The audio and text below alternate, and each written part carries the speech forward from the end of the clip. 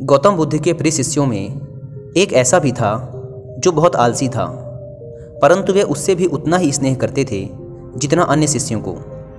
एक दिन गौतम बुद्ध ने उस शिष्य को एक कथा सुनाते हुए कहा, किसी गांव में एक ब्राह्मण रहा करता था। वह बहुत ही अच्छा इंसान था, लेकिन उसके अंदर एक बहुत ही खराब आदत थी, काम को टालने की। वह हमेशा ही आज के काम को कल पर टालता रहता था। वह यह मानकर चलता था कि जो कुछ भी होता है भाग्य से ही होता है। वह बड़ा ही आलसी और कामचोर था। एक दिन एक साधु उसके घर आया। ब्राह्मण और उसकी घरवाली ने उसका खूब आदर सत्कार किया।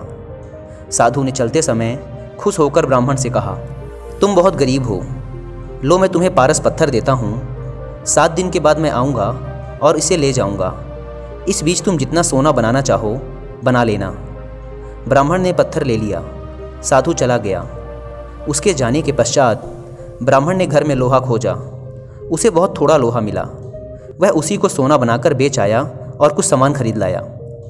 अगले दिन स्त्री के बहुत जोर देने पर वह लोहा खरीदने बाजार गया तो लोहा कुछ महंगा था। वह घर लौट आया। 2-3 दिन बाद फिर वह बाजार गया तो पता चला कि लोहा अब पहले से भी ज़्यादा महंगा हो गया है। कोई बात नहीं, उसने सोचा, 1-2 दिन में भाव जरूर नीचे आ जाएगा, तभी खरीदेंगे। किंतु लोहा सस्ता नहीं हुआ और दिन बीतते गए। 8वें दिन साधु आया और उसने अपना पत्थर मांगा तो ब्राह्मण ने कहा, महाराज मेरा तो सारा समय यूं ही निकल गया, अभी तो मैंने कुछ भी सोना नहीं बना पाया।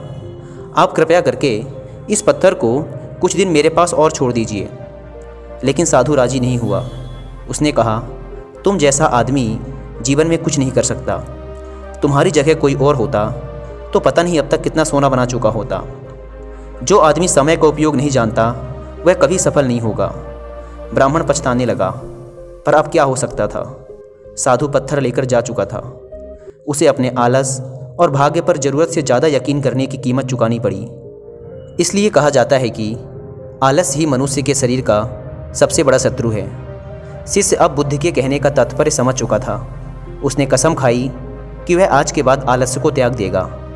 इसके पश्चात उसने कभी आलस नहीं की।